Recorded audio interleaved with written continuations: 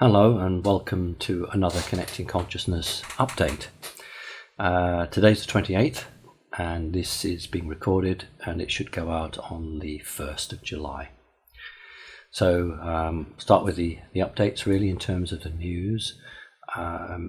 Somebody had emailed me and asked me to have a quick look at Benjamin Fulford. It's not the first time I'm asked to have a look at his stuff.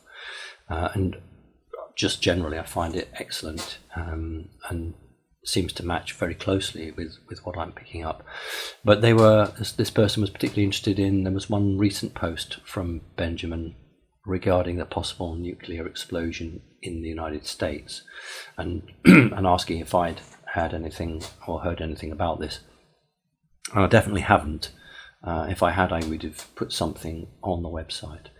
I did look at that section on Benjamin's report, and it seemed to be implying that the negative cabal were looking at some form of retaliatory action. Now, I think many of us have been predicting some form of retaliatory action for some time, but we've never really got anything super concrete, and I certainly haven't yet. I wouldn't rule that out, but I certainly wouldn't want to go down the road of waving my hands in the air and saying there's going to be a nuclear explosion. Obviously, if I, and I'm sure if others, hear anything a bit more, then we'd know about it. I am of the opinion that the negative group are in a very difficult position at the moment. I don't think they've ever been so pushed up against the wall, and I guess they're sitting around the coffee table knocking about ideas, and it may be that that's one idea that's resurfaced again and has somehow leaked out. At this stage of the game, I would look on it just as another one of the many doomsday ideas that these rather sick people have actually put forward. I wanted to talk a little bit, I'm going to stay on the theme of the United States for a bit. The interesting meetings that have been taking place by proxies on behalf of the President of the US and the Russian President. They're really important, and the Western media have only covered them as far as the headline news. Clearly, the NATO, the Kabbalistic control elements in Europe don't want to make a big thing of the fact that Russia and America are actually making friends and getting along together. That's something they don't want. So the media, the main media, have not covered it in anything like the detail that it should have been covered. And what I wanted to do was just to go into a little bit more detail. If we accept that both presidents of the US and Russia feel they're under pressure from a satanic cabal led group, then it would make perfect sense to pool your resources. And one way to pool your resources is militarily. They've been working for some time, excuse me, on a joint economic project, but it's relatively new to think about America and Russia doing anything more than just a joint exercise militarily. So there are meetings, excuse me, there are meetings coming up where it's not too far a stone's throw to envisage America and Russia looking at certain countries on the world and having a joint strategy towards them. So for instance, if there was a particular country that was controlled by a Kabbalistic satanic element that was hell-bent on really doing something quite bad, rather than America being the policeman of the world, it would now be America with Russia. And the point about that is that combined together, not just the military but the political strength would be such that it would silence some of the very negative forces who have been attacking Trump or Putin separately, but put the two together be very difficult. And I'm talking about perhaps I won't name a country, but a country that was seeking to cause some great catastrophe or some issue.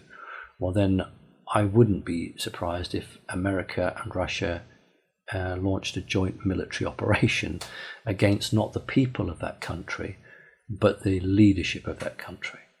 So that's something that's taking place. I'm going to have to look at a note because I can't remember this Russian guy's name. I don't usually take notes; it's all up here. But this person, I can't remember his name. The Russian general is a general called Gerasimov. I think I'm pronouncing that right. Gerasimov. He is the Russian equivalent. He's the Joint Chiefs of Staff chairman. The equivalent. He's that in Russia. Now Durnford. General Durnford is a Marine general, and those of you in the know are clearly aware that it is the Marines that are 100% behind the President of the United States. So Trump can call on the Marines, literally. So Durnford and this Russian, and Durnford is the Joint Chiefs chairman, he's the Joint Chiefs Staff. They've been meeting, and they had a meeting, I think, in Helsinki. They've got another meeting coming up, and these guys are actually talking about joint military operations between Russia and America. But that isn't being covered, obviously, in the mainstream. Now, President Putin and President Trump are going to meet.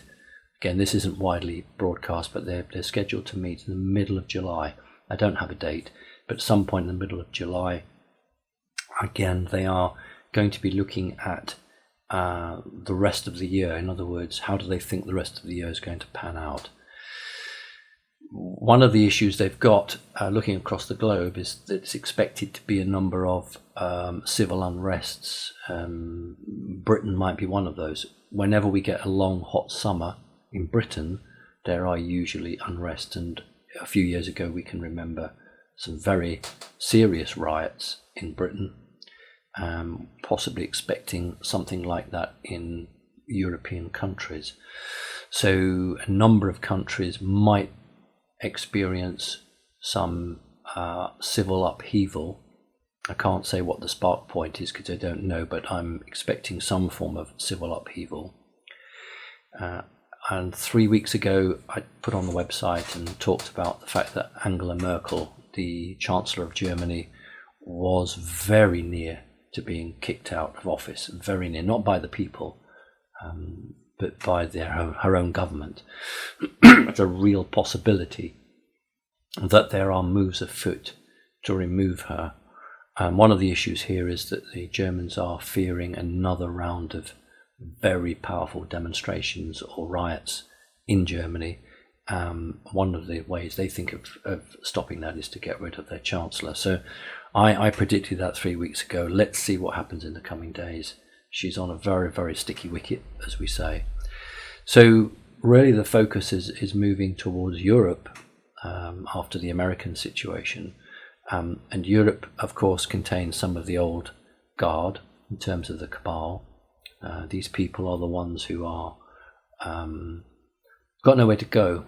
It's been like that for a while, but they've been able to dig into their reserves or use their friends to cover them, and that's really about rock bottom now. So we're expecting to see some issues in European countries, difficulties between presidents and their government or prime ministers and their government, people resigning. I'd mentioned some weeks ago now that President Trump was waiting for a change in the Supreme Court. And I know a number of people, quite genuinely had written to me and said, well, there's nothing in the media. And I said, well, just wait. And then I think a couple of days ago, big announcement that one of the Supreme judges is resigning in July. Interesting, this judge is going to be resigning around about the time that the two presidents are going to be meeting. And the judge cited the fact that he wanted to spend more time with his family. But this was something that had been foreseen some time ago. It's important because the President of the United States is the guy who appoints the new Supreme Judge. So when one steps down, Trump will obviously appoint somebody who wants to take the fight against child trafficking, against paedophilia. It's very important that the Supreme Court is anti the cabal, because when those indictments are finally opened, there's going to be a whole avalanche of legal challenges, and that ultimately will end at the Supreme Court. So that is why that's important. That's why Trump has been waiting for this appointment. So that's important to know there.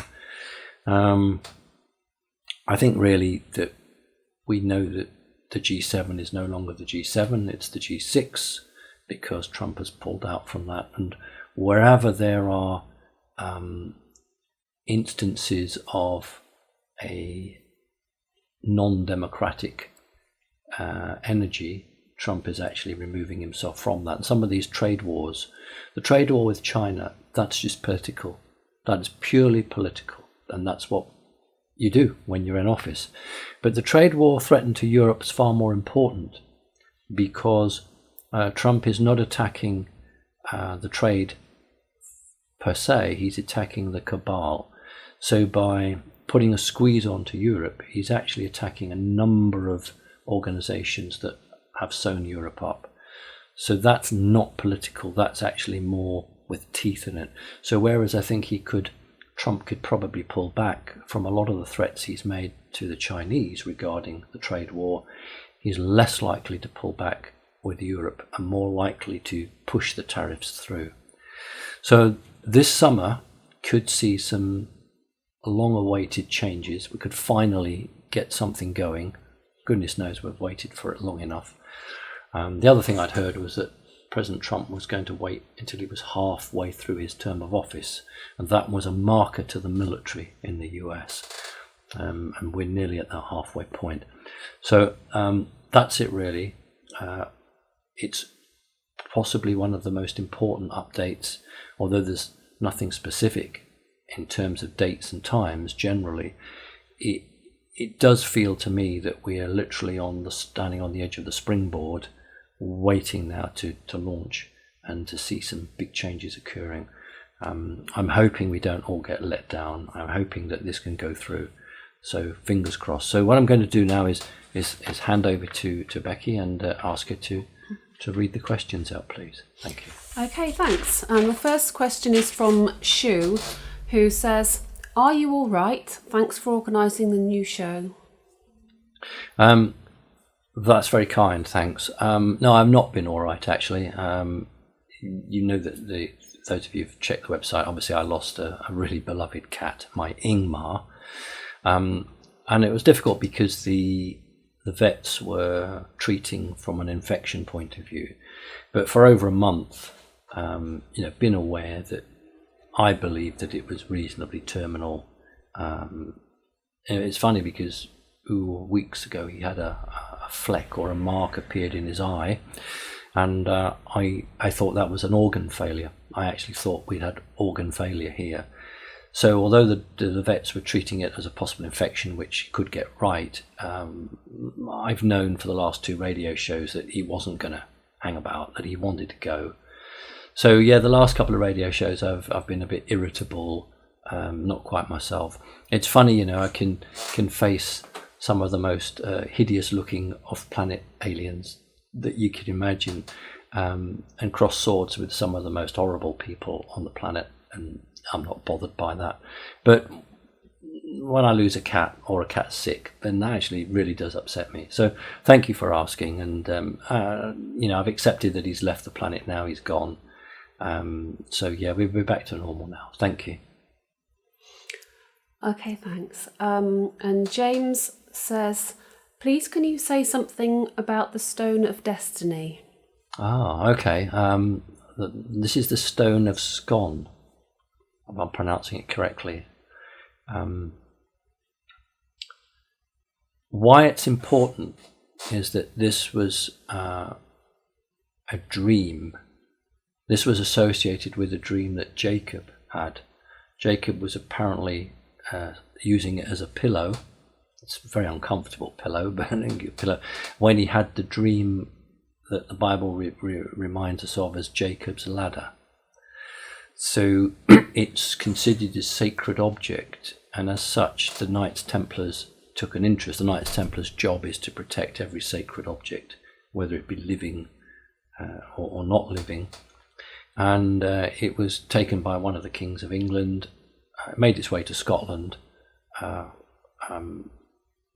One of the kings of England took it, and it was incorporated in the royal chair. So every time there's a coronation at Westminster Abbey, whoever is the king or the queen sits on the chair, but the stone of Scone was and will be fitted underneath. I say will be because I think there was, goodness knows, 1950 something, some students, Rag Week or something, they took the stone, and then a month later it was found 500 miles back in Scotland. So they'd obviously taken it and tried to return it back to Scotland. And of course, that highlighted the whole concept of the British Empire and the Commonwealth, and you can't treat people as ignorant natives. And so the Scottish people were allowed to keep the stone, and it stays in Scotland except when a king or queen is being inaugurated, anointed, whatever they do to kings and queens, and then the stone will come into England, be put back under the chair, and the king sits on it or queen sits on it, and then the stone goes back to Scotland. So the question is, what is so special about this stone? Well, because it has a biblical connection, and because it's understood to be a sacred object, it is believed that, this isn't in the media, but it's believed that when there's a solemn swearing of an oath, whatever that oath may be, then it gives protection and locks into the timeline the participants. Think of Jacob's ladder, which is ascending upwards. It's a timeline upwards. So the royal elite would want that at a moment of great oath, because it would protect them or secure them. In other words, nobody around them is going to find it easy to break that oath because this sacred object is there, although the audience is not aware of that. So it's a really good question. It is not just a trinket. It's a very powerful stone that had some connection with deities or creational forces. I don't mean Gaia or Source. I'm talking about living creature type entities, semi-reptilian entities who had that. The stone originally, I understand, had come from another building. Now, whether that was part of Solomon's temple or whether it was brought in and used in Solomon's temple, I don't know, but this is why the Knights Templars took an interest in it. It's a good question. Thank you. Okay, thanks. Peter says, congrats on the new show. It's lights, camera, action when you want to make a movie in the 3D world. How is the recording of our life events made that goes into the Akashic Records? Is it a kind of resonance? And is this recording still going on after we pass over to the other side after we die? Thanks, Simon, and best of luck, Pete. Thank you. I can't see Hollywood giving me a contract to do a film. Maybe if it did ever do that and give me a contract on my life, I would use the money to start up a foundation of some sort. But no bad guy is going to give me any money to do good work. We've got to wait for the system to change. The Akashic Records are really important because they are as independent as you can get, but please don't make the mistake, they can be hacked. It is possible to hack them, and in the same way on the 3D world we can dedact secret documents by putting a black marker through them. It is possible for certain incredibly advanced races to remove themselves from the Akashic. Now you'd have to ask yourself, why would anybody want to do that? And if, for instance, you were, I use the word loosely, meddling in the affairs of humanity, and you knew that humanity was on the verge of obtaining the capability of en masse accessing the Akashic, or the military were going to be able to do it easily, then you might want to remove yourself from it for whatever reasons. Not necessarily always evil, but we'd have to question that. So when we live, we create energy, and that energy is rather like light onto an old-fashioned camera. You have the negative at the back of the camera, you open the shutter, the light comes in, and whatever the image and that is burnt on, projected onto the negative, and it's captured, and then you redevelop that, don't you, in the old-fashioned way. Well, if you imagine a continuous film running 24/7, and every living creature is that negative film, and that is being recorded. Every lifetime of a person on this planet is recorded. That's what it is. It's a record. What I don't know, and that's a really good point, is when you leave the physical body and your journey elsewhere before you come and accept another body, whether that is recorded. My understanding is it's not, because the Akashic is about a physical representation, not an intent of viewpoint. And what's really, really exciting question is, okay, what about a 10th, 11th or 12th dimensional person who does not have a physical body, but has a crisscross framework body, except in the 12th dimension there's no body, it's just pure consciousness that keeps the energy together. Now, does that recognize in the Akashic, or because it's not physical it won't come through? I don't know the answer to that. However, the Akashic is reasonably accurate, but there have been attempts to travel back in time and make alterations to the Akashic, and some of those did happen. So yeah, that's my answer, and I hope that helps a little bit. Thank you. Thank you. Elizabeth says, "Hello Simon, do you know what the strange trumpeting sounds are that are being heard from around the world from the sky? There seems to be more happening again.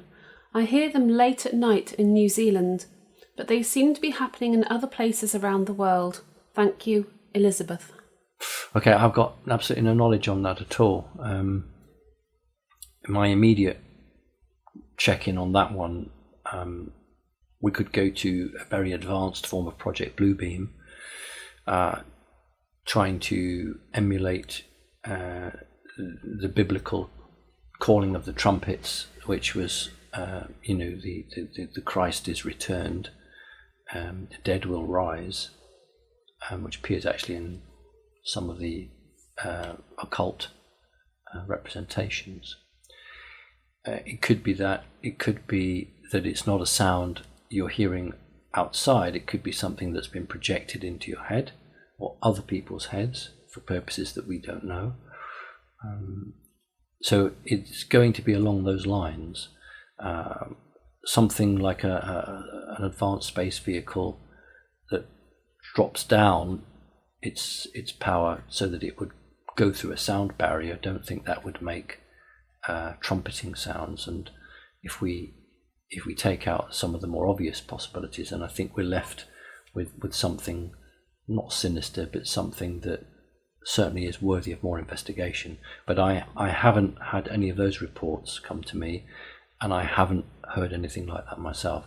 But if it becomes widespread across the planet, then we're certainly going to have to, and continues, we're going to have to take that quite seriously.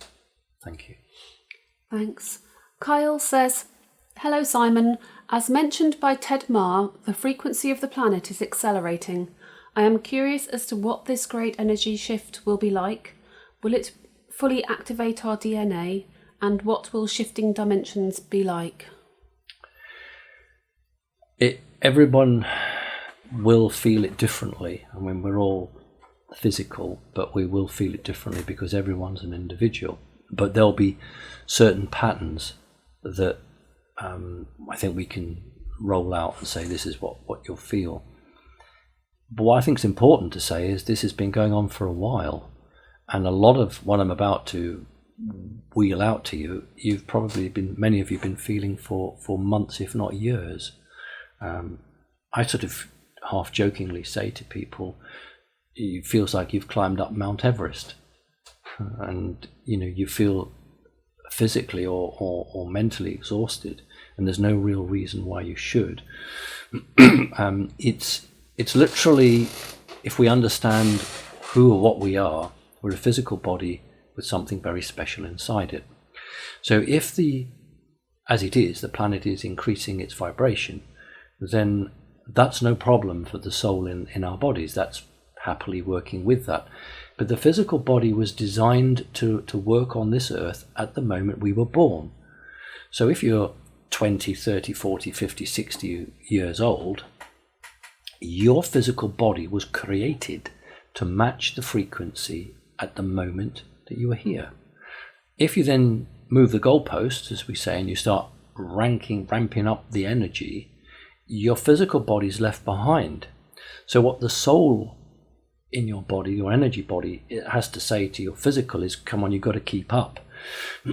So what you've got is time lag.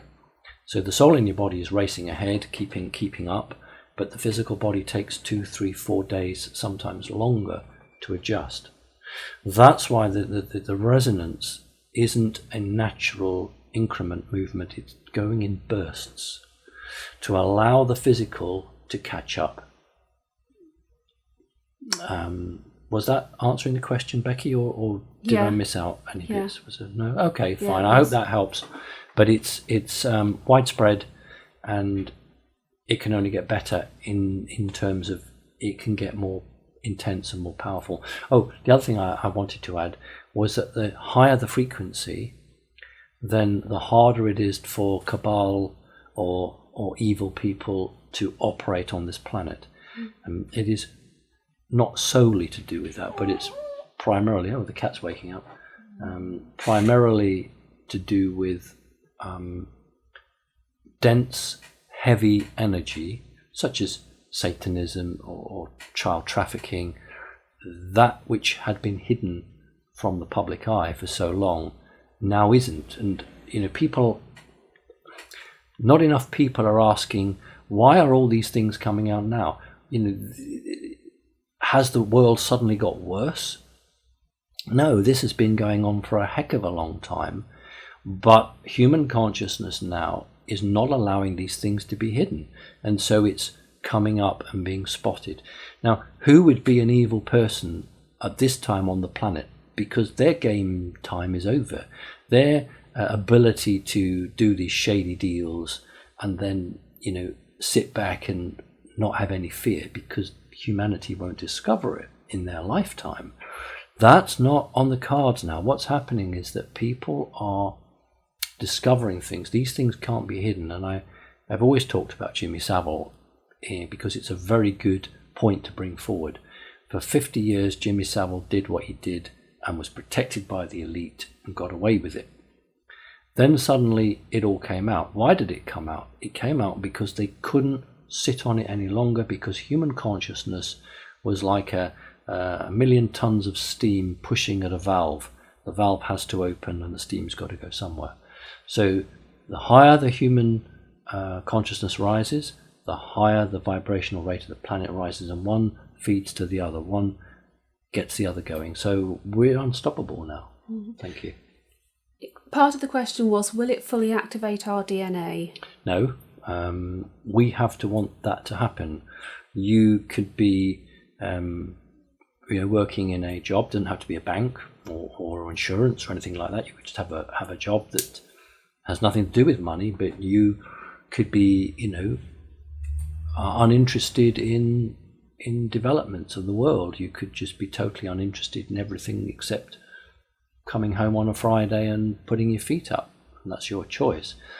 So no matter how high the human resonance or the planet's resonance, if you are not choosing to challenge or ask questions, then you cannot increase your vibrational rate because it's not been your choice to do so. Only people who choose to do so will then tap in or connect in to that resonance rise, and they will evolve. So we use the word ascension. I mean, I use it very lightly, but that is the outcome for a combination of the planetary evolution and human evolution.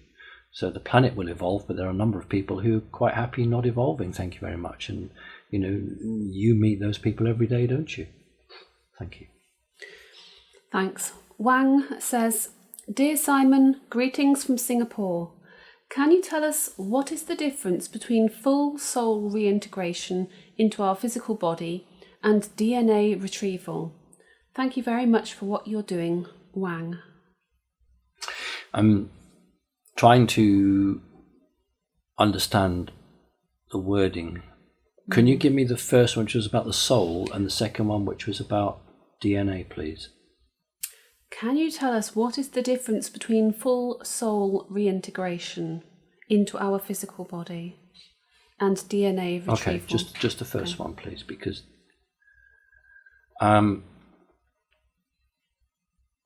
right, why I'm struggling is that, first of all, the soul is in your body and doesn't need to be integrated into your body. If it wasn't, your physical body would just fall to the ground and you would be pronounced dead. So the soul is integrated into your body. It might be that you mean the terminology I call, which is activation or active, which is when the brain in your body accepts who you really are. I hope that's what you mean, because otherwise my explanation now isn't going to satisfy you. When a person becomes awake and aware, many different things occur, and one of those things is the activation of the realization that the soul in their body is special. It's whatever it might be, whatever its history is, and the organic brain accepts that and allows the soul to communicate through the chemical and electronic pathways of the body. I mentioned before that it was a very common saying some 50 odd years ago, and it's nearly died out, which is the eyes are a window to your soul. It's not used anymore because the establishment, the control system, don't want to alert people to the reality, and that's one aspect of the reality. So that if a person is active, then you would see the real them through their eyes, which is a combination of the organic and the energy. I hope that's what you mean. What was the second part, please, Becky? That was to do with the DNA. Yeah, what's the difference between that and DNA retrieval? I'm wondering if you're meaning the 12 strands retrieval, retrieving the 12 strands. Well, that's not the soul. The soul is your life force, which is, in old money, it's about 18 inches long. It's American football shaped, rugby football shaped in Britain. You can see through the middle of it, but the edges are white, and then there's a blue, almost like ozone. I don't know what it is, but bluish light around the side. It does not sit over your heart. It sits between your tummy button and the part of your chest. That is the soul. That is who we are. The DNA strands, a very long time ago, humankind had 12 strands of DNA, which meant that incredibly advanced spiritually and aware. But the trouble, with advanced spiritual beings is they get suckered or ripped off or conned by lower dimensional entities who are only interested in stealing from them. Giving a good example, North American Indians, and then the settlers, the white people who wanted to take the land or to put railroads across it or telegraph lines or look for gold mines or whatever it might be. And they would do deals which were not favourable to the local people, or if that failed, use the army to steal it off them. We think about Captain Cook and others who landed on other shores, South America. Think what happened in Australia, where local people were tricked or conned or suckered out of their birthright. So that actually occurs.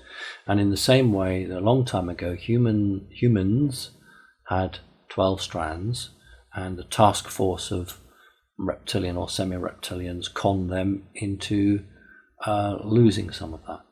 So we are always trying to regain what is ours by birthright, but was taken from us. And this is something that hangs very close to our body, just out of phase. It's not in the third, it's not in the fourth dimension. And it is now possible, has been for the last few years, to begin to speed up that reintegration. So for me, there's a big difference between soul and DNA strands. I hope I've understood. Thank you. Okay, thank you. The next one is not a question, but John says, Godspeed and God bless to you, Simon. You assist in the work of God.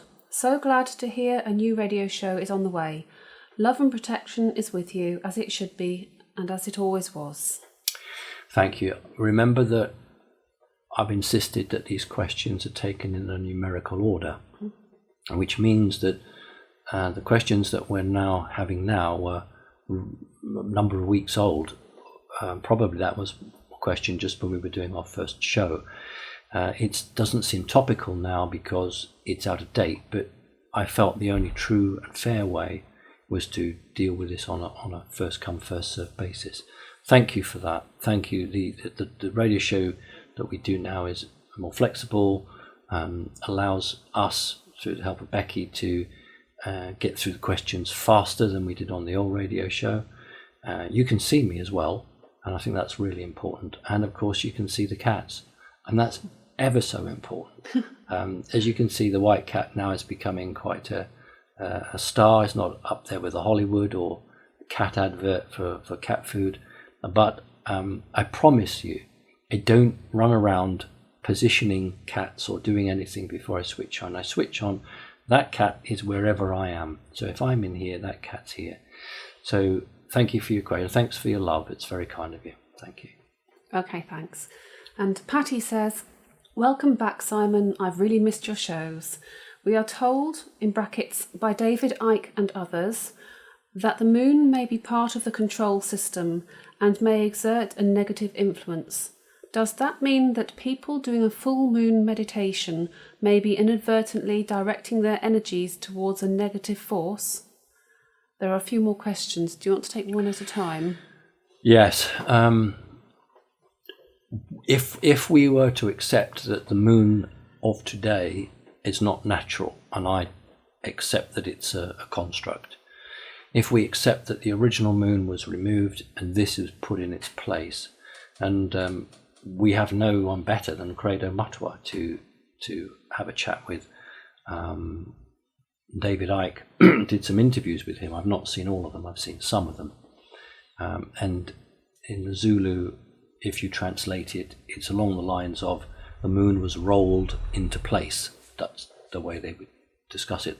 And those of you who have very kindly listened to me over the months or the years know that I've always talked about how the Zulu nation was assisted by a reptilian faction, and that's why it became such a very powerful native force, take on the British Army, for goodness sake, and beat them in one battle, though they didn't win the war. And so the information they were receiving was far more accurate than you would otherwise have expected. So if we then take that forward and we say, okay, the moon is an artificial construct, is it wise to meditate on the moon? There are stories and old fables of people looking at the reflection of the moon in the river or the water and trying to catch it with a net. It is the one true story. It's a true story. In Great Britain,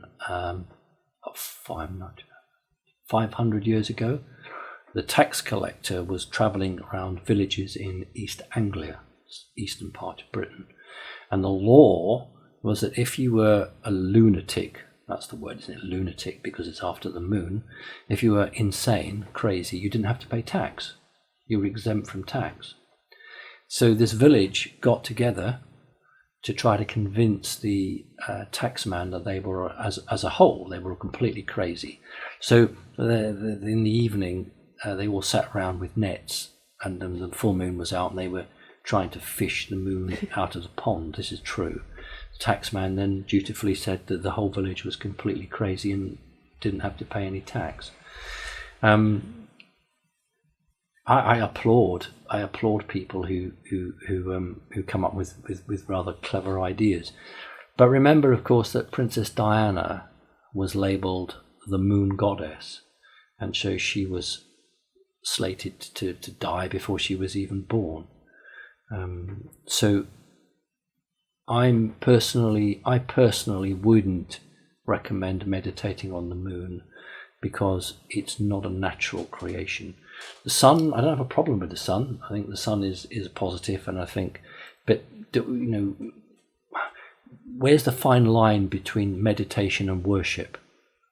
When does meditation become worship? If you're meditating on an object, you can meditate on a candle flame. I suppose that's a small sun. But I personally wouldn't recommend moon meditation. Thank you. What was the other bits? Yeah, the next part of this is, does this also apply to transcendental meditation, where the practitioner is given a mantra to repeat silently, but the mantra is usually associated with the name of an ancient deity? Can these practices invite unwelcome influences? It's very strong with the Indian culture. It rather depends on, I think this will surprise you, it depends on you individually, your relationship with the deity. And it depends on what your intent is. The difficulty about this is that you are not connecting with source. You're not connecting with your higher self. You're not connecting with you. You're looking for this middleman, this God, this deity. Why not go straight to the boss? Why not go straight to source? If we accept that a lot of these deities are physically dead, but not energetically dead, and would seek to exert themselves back on the planet in a physical form, either by taking over somebody or giving messages to somebody or trying to manipulate somebody.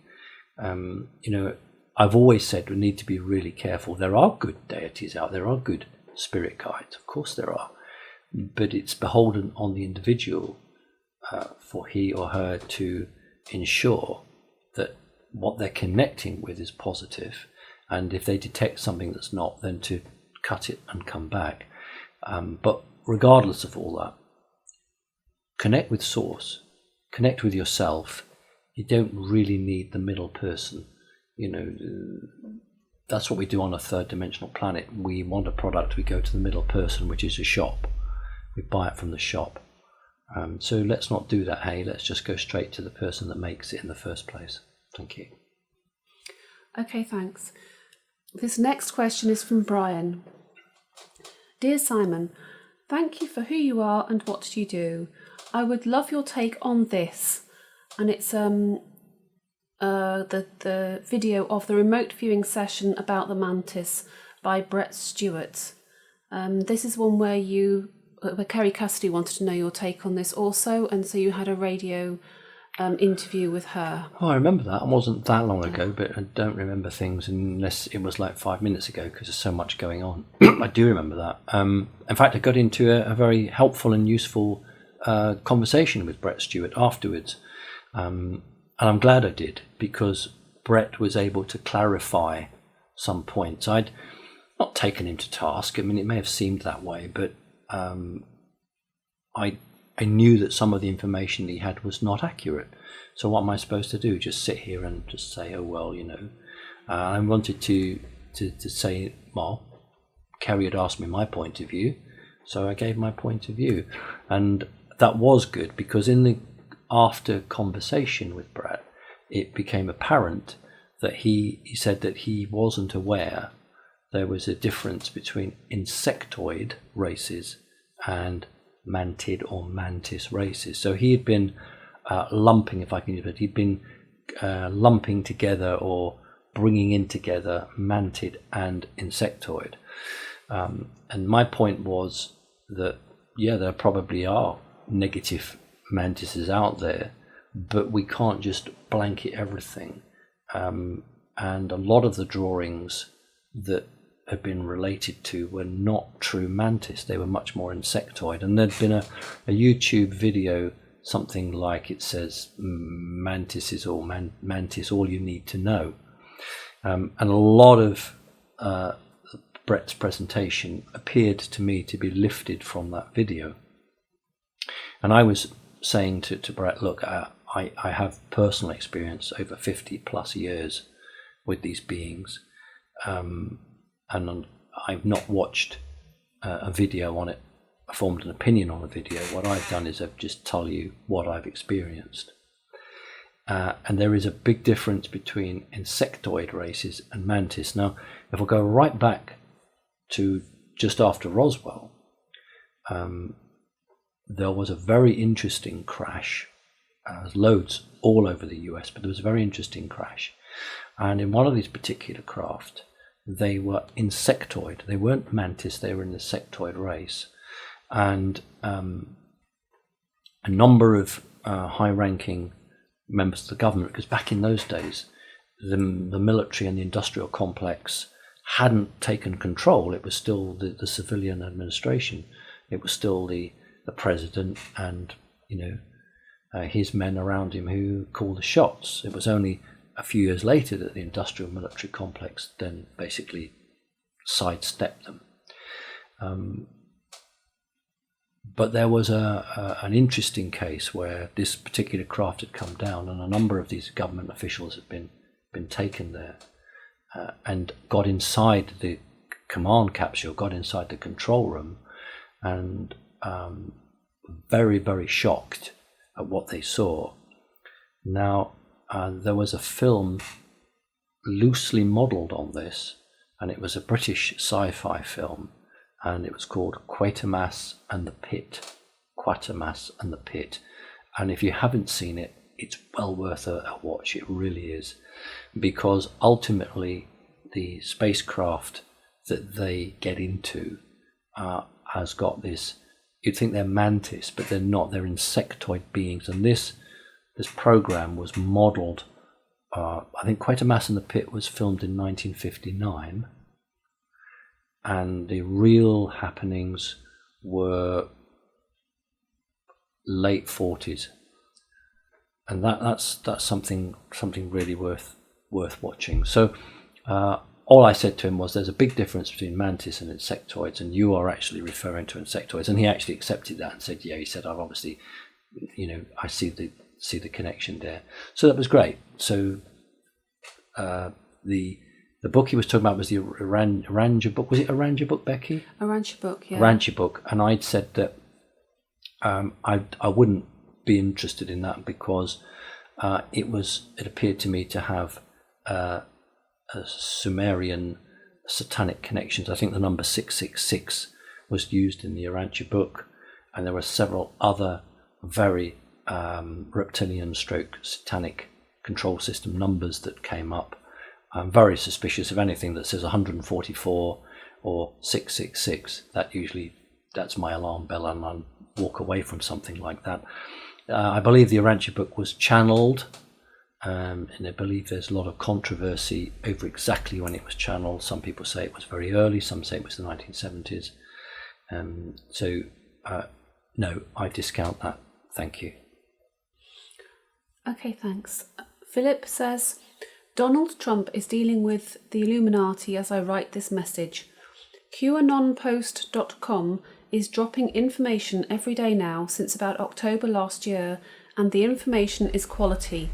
He signs off as Q, which is his security clearance. I suspect this guy is an operative. There's a link to the Q videos. Thanks. Which I've not seen ever. And he says, it has been an internet sensation. The evidence is overwhelming. Yes, not surprising really. If you were to form a military government, which of course they have in America, you have for the first time a military government running your country. And the reason that you have a military government is because the military had given up with the politicians. They'd just given up completely, and they were so terrified that the founding fathers' vision was going to be turned on its head, and the Constitution was going to be completely destroyed, that they felt that this was their last chance to save America. And that sounds really dramatic, but actually that's exactly how they felt, and that's why you have the Marine General Durnford. Actually, he's the spokesman for the group of generals that put Donald Trump up to being president. It was the public, it was the citizens that voted for Trump, but it was the generals who said to Trump, we've got you back. if you want to do this, we've got your back. So they have to get their opinions and their viewpoints out. They can't do it through the president because that would compromise the president. They can't do it through the CIA or the NSA because there's a structure that you call it an operative. It's not quite an operative, but I know what you mean. That individual is a much better term here. That individual would have to come under the authority of somebody, supervisor, line manager. So what you had to have was an independent person who either was retired or, I don't mean retired in terms of 65 years old. I mean retired, could be in your 30s or 40s, but retired from the business, who would receive anonymity, would be protected, but would be able to release information that it would be embarrassing for others to release it. And embarrassing, what I mean by that is that if an operative, in the true sense of the word, gave out information, that could endanger somebody else. You could backtrack through that to find out, and it might put other people at risk. So you need a totally independent person to drop your information, and that's what's going on there. So yeah, it should be good because it's coming from the top. Not everything that Q is saying is coming to fruition. A lot of it is what's planned and hoped for and is predicted, but on maybe a different timeline. But yes, I don't have an issue with Q. Thank you. Okay, thank you. Tink says, "Hi Simon, I'm very happy to see you continue this important journey despite the recent obvious obstacles placed in front of you. You are a true inspiration to humanity. Question: considering the controlling and dominating nature of the Draco reptilians, has any other entity or entities attempted to specifically assassinate the king of the Dracos, King Anu?"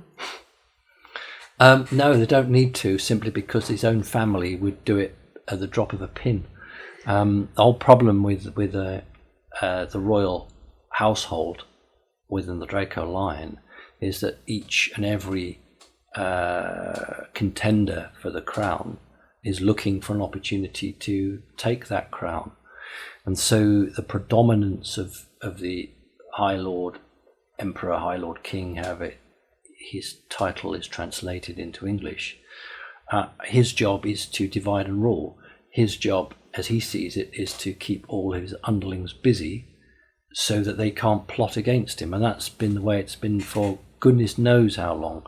So you've got your immediate family, not especially males, because females can take the crown, but it's usually males. And then you've got the more distant relatives. Very, very strict rules about who can and can't become the new leader, but you've got them. And as the king or the emperor, whatever you want to call it, you've got to keep these guys busy. And if you look at our own history, that's why one son was given command of the earth and the other son was given command of the sky, knowing full well that there would be some sort of crossover between the two. When does the earth become the sky and the sky become the earth? In terms of, well, if I'm flying an aircraft 500 feet off the surface of the earth, who's in charge of that? If I've got an installation device that's fixed on the earth but is sending signals out into space, which one of the suns is responsible? And there were a number of facilities that they had joint responsibility for. Here's the clash point. So that was all deliberately built in so that these lads were fighting amongst each other rather than turning their attention to the boss. The only way the boss can be deposed is literally when all of the family or all of the group then work as one to remove the leader. The problem here is how AI is affecting, remember AI has a satanic element to it, and how that is affecting all living creatures at the moment to a lesser or greater extent, and indeed that is quite a contender for the reptile race. I hope that answers it. Do you think that answered it, Becky, or not? Yes. Oh, okay, good. So, yeah. Thanks. Okay. John says, Simon, with your contacts with ETs, would it be possible for you to arrange a filmed interview with one and show it to the world, or arrange a demo of their ships appearing at a certain prearranged time and place for a large amount of the population to see? Thanks, John. I'm taking that as a serious question. I'm treating it as a serious question. What you can do is you could, I don't think it's that, I don't know, maybe it's $1,000. Dr. Stephen Greer takes groups up to the desert area, and then you get a chance to see flying saucers, UFOs, whatever you want to call them. I don't generally charge $1,000, but people have come with me and we've seen them on a hilltop for a price of a drink in a pub and a sandwich. If we accept, first of all, that every government on the planet is fully aware of the truth, it'll have absolutely no effect on them at all. If we accept that the vast majority of human race are controlled, and terrifyingly so, what would be the effect of a big fleet of alien spacecraft sitting over London, White House, the Eiffel Tower, Kremlin, etc., as we've seen on so many Hollywood films? And then those spacecraft disappear. Sadly, the vast majority of the human race would shake their head and say, I've just imagined it. They wouldn't choose to believe it. Now, I remember once being interviewed some years ago by someone from the BBC who said, well, when you go on these spaceships, Simon, can't you steal a ray gun or something? And that was exactly what he said. Can't you steal a ray gun or something? And then you can prove to the world that what you're saying is true. And my reply was twofold. The first one was, actually, that would be the biggest betrayal, and I would never be invited back again. That would be the end of my connections.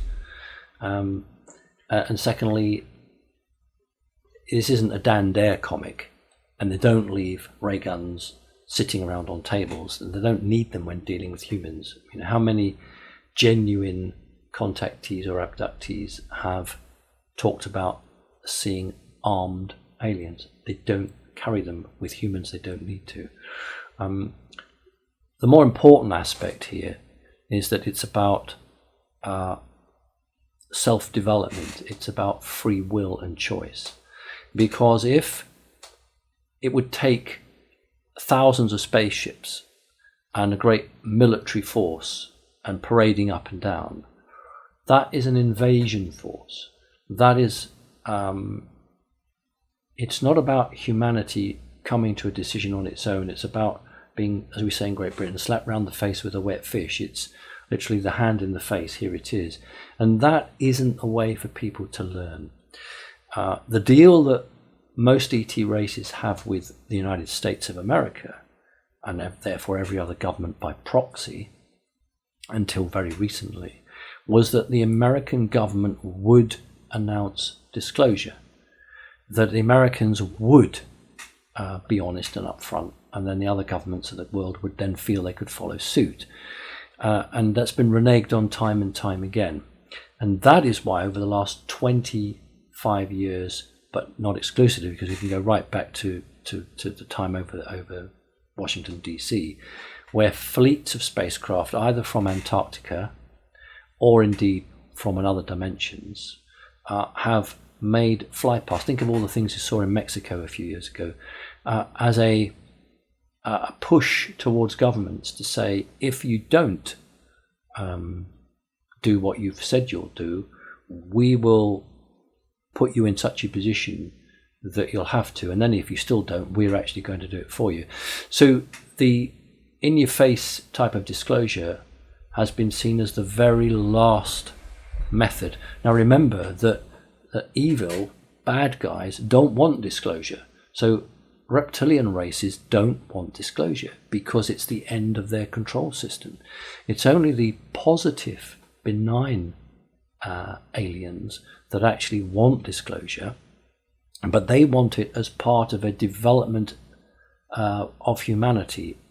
Development in terms of your ability to control the nuclear weapons, ability to understand that everybody should have access to drinking water and food, that real medicines that work shouldn't just be for the elite. So they don't look on disclosure as just this one standalone aspect. They see it as part and parcel of the development of humanity that should go hand in glove, as we say, with everything. Whereas the negatives, such as the Greys, and certainly the reptilians and other groups, heck, they don't want disclosure, because then it's all out in the open and it's the end of their programs. Remember also, there are a number of military organizations that don't want disclosure. A great deal of abductions are created by black ops military alien groups, who then give the individuals a screen memory of an alien. So they believe they're being abducted by aliens, and the reality is that in those number of cases they're actually being abducted by the military. So there's a lot at stake here. I have had, and it's documented, I did in 2015, I did a conference that I organised, the only one I did such a lot of hard work. I've got such respect for people who did it, but I did it with the help of one other person, a couple of other people. And I'd gone out on a Skywatch, took someone with me, and yes, we got a spacecraft that appeared, and we filmed that, and that I showed to the conference. So unlikely to get hundreds of spacecraft, because that would set every alarm bell ringing in every country, and then you might start some sort of battle. So I can see why you'd want that. The question is, when humanity's ready for it, it'll happen. Well, thank you. It was a good question, and I hope I've answered it well. Thanks. Thanks. Ingrid says, "Hello, Simon. I'm so happy to be able to continue listening to you on your new radio show. Having said that, my question is about a cat. Many years ago, while living in the country in the States, I was outdoors and a cat came out of nowhere. I didn't even see him approach. He was very affectionate, rubbing against my legs. He followed me inside the house. I too gave him love, fed him.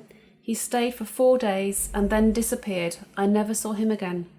My question is, can there be a significance about this cat appearing and disappearing?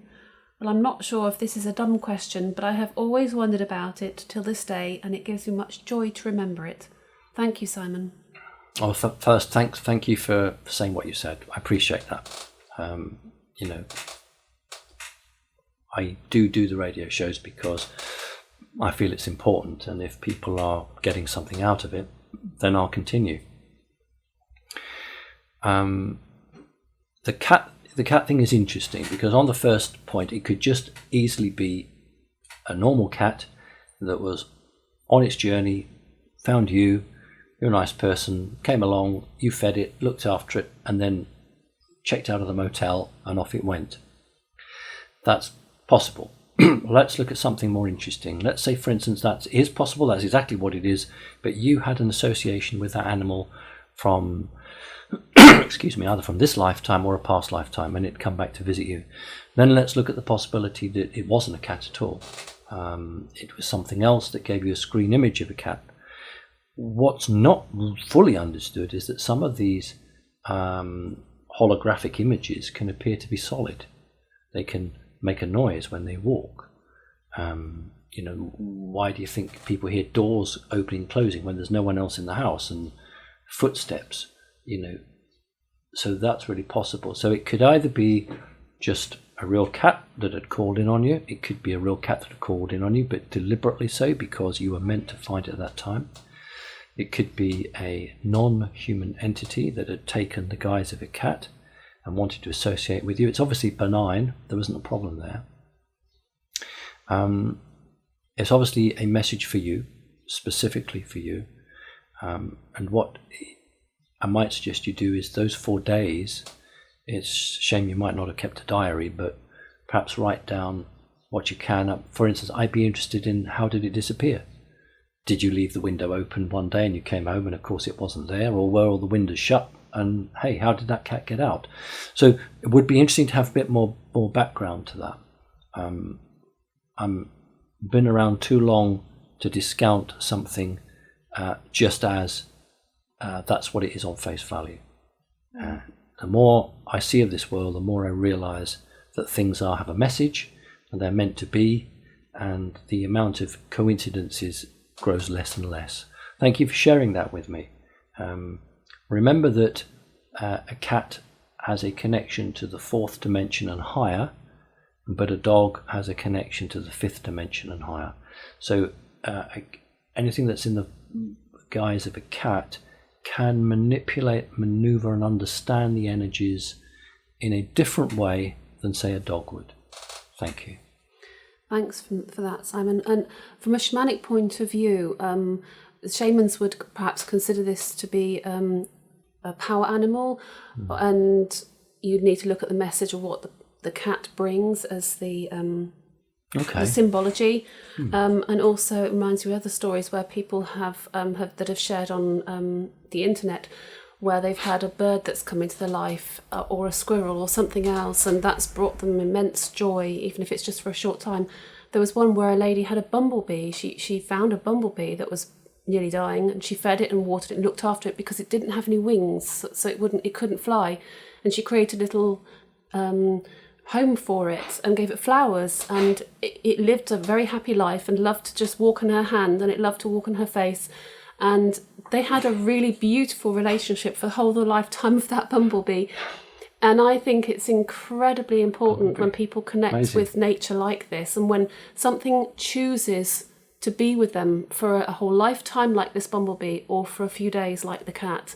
And I personally see that there's a great deal of symbolism in that. Well, I've never heard the bumblebee story before. I mean, that's just like it's incredible. On the internet somewhere. But no, I fully accept it, and I can see how it would work. Yes, thank you for that. I mean, we mustn't always think about magic as magic. There is the shamanic connection to the earth. And I mean, there was one time Becky wasn't there. I remember I contacted you and I said I was walking on, what was it, not a stoat, a badger or something I'd seen and popped up. Put its head to a fence and was a badger. And yes. And I said no, there was a hare. Hare, that's right. Yeah, you were going to allotment and there was a hare. That's right. So I remember close. saying, what was the shamanic connection with that one? So yes, I accept that, absolutely. Thank you. Okay, thanks. Dahlia says, "Hi Simon, so glad you are back on air. You keep on speaking about the importance of bloodlines for reptilians, Illuminati, Anunnaki. Did they never have problems with genetic mutation through interbreeding? ? I have travelled much and seen in the Orthodox Jewish families in Jerusalem, as well as in rich Saudis, so many disabled children because they were always within intermarriage, within families." Well, one line was obviously religious, and those who follow their religion very strongly absolutely, don't want to mix the blood. They absolutely want to keep it, as they see it. The reptilians is not a religion, it's a way of life. Now, you could say a religion is a way of life, and I'm sure there are many people that would say that, but it's not a religion for the reptilians. It is their culture, it's their rule, it's their law, but it's not a religious law. It's simply to maintain power and control through a family line. Whether that inbreeding, if we can use that word, creates disabled people, I'm not able to say. I'm not qualified on that. Something I really don't know about. What I do know is that a pedigree cat generally lives shorter length of time than your average moggy, who's got as many mixed and wild genetics as is possible. The cat I lost in Ma was only 12, whereas there's another older cat who's a moggy here who's 16. So whether you can translate that into the human world, I don't know. So difference between human religion and command and control with the reptilians. But it's the same thing in the end, I suppose. Thank you. Can I just now, Becky, read out my list? Gone over the hour. Okay. But I'm going to read out my list, those who've so kindly donated to keep the show on the road, to keep it ticking on. I want to thank you all personally, and those of you who perhaps I've missed off inadvertently, thank you. So Sheena, Alfredo, Charlie, Robin, Shari, I think it's Whiteless, Rick, Martin, Drumset, Jeff, S.D. Van, Klaus, Simon, Bonnie, Valerie, Leslie, Linda, Enrique, Harlan, Keith, Julius, Glenn, Evelyn, Kevin, Sue, Christopher, Catherine, Edgar, Linus, Michael, Tina, Elisa, Shamsa, Hans, nearly finished, Natalie, Isabel, Bernard, Cheryl, AJ. This is a difficult one. I do my best. Max Akeg. Oh God. Max Akegoofs. I'm sorry if I've got your name wrong. I'll just call you Max. Sylvia, HWD, Nathan, and Sheena. To all of you who have very kindly sent anything from 50p, was it $50 to whatever, it really helps. Just like everyone else, I have to have a phone, I have to have a car, I have to have the internet, I have to have light, I have to have heating. But I choose to stick my head above the parapet and to, say what I have to say. And often what I have to say is not particularly liked by the elite. And so your donations allow me to continue to do that. I was somebody who'd written in and said, well, you could do any job. I don't know if I've talked about this before, but it made me smile. I'd said, quite genuinely that I would find it very difficult now to find a job, because people would either be lent on not to give me a job, or they would just look at the website and think, I don't want him. And somebody who obviously doesn't like me, I do look at some of the comments, that were written. He'd written and said, well, you could get a cleaning job, don't have to get a government job. Never actually said I wanted a job with the government, really, I don't think, unless it was on completely different terms than we have now. Cleaning job. Actually, I did a cleaning job back in London when I had a contract, and the contract had ended, and I had 3 months before I could find another contract. And I took a job cleaning an office block in central London, which was like a 5:30 in the morning start for 2 hours. I did that. And back in the good old days, when London had a Greater London Council, I was a relief school caretaker, and I did that. So I have never asked anybody to do something that I haven't done myself, or I'd be prepared to do. When I used to be not a manager as such, but in local authorities, you didn't have people come round to change light bulbs. You had to do it yourself.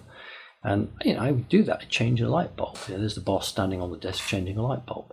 So I'm not frightened to turn my hand to it. And people who make rather ridiculous comments like that clearly don't know me. So that was that. But for those of you who do know me, thank you. I'm going to take one more question, and then I guess we could call it a day. Okay, thanks. Alina from Switzerland says, thank you and JP for your work. It's a bit old now. Which are the best things, actions that normal people could do to support the evolution of mankind at this point in history? Well, JP did support my work, because he ran a radio show, and, that's just the way it was. Everybody can do what he or she thinks is right. Look, if you've got young children, you just cannot afford to put your head too far above the parapet, because the system has a very strict control system. And if you talk about flying saucers and little this and that, then they'll try and take the kids off you. And that's happened in Great Britain and in America. I don't know about other countries, but I know that for a fact. So I've only ever asked people to do what they're comfortable to do and not to put themselves or anyone else at danger or risk. But the best way is to imagine that you are modeling in terms of good behavior, good practice, the way that you would like to be dealt with. So model that out to people. So if you're in a traditional work environment and everyone's a little bit nasty and a little bit on edge and, you know, it's just a nasty culture, well, don't get sucked into that. Demonstrate how you are, and people can then be forced to reflect and mirror back on themselves to challenge their own behavior. So that's one way that you can do that without bringing any negative attention on yourself. The other ways is to join Connecting Consciousness, try and form a group, take part in meditations, debates, share knowledge. You know, if one person's, you're relatively close to each other and one person's got a plot of land, why not let people come on and grow their own vegetables? You know, we don't have to be like a commune and, you know, share everything. You can have individual plots if that's what people want. It really doesn't matter. But it's about empowering and supporting, because we all go through times when we need support and help. So if you're in a group, then, you know, it's not like everyone's been drained at the same time. You can actually get that help on a rolling program, you know, support, advice and love. And that's a lot easier than facing and fighting stuff on your own. You might want to be, you know, a healer. You might be able to do things that put into practice your beliefs. And again, you're helping out. You might not be interested in people really. You might be interested in trees or plants or something like that. So you could do work with the earth in that nature. And I think that you need to find an expression for what you believe in and put your own love into that. And then hopefully other people will come into contact with what you've done. And it acts as a counterbalance to the terrible grind of this control system that we're under. And any spark of light that any of us can show in this darkness at the moment, it's always the darkest point before the light. We've always said about that.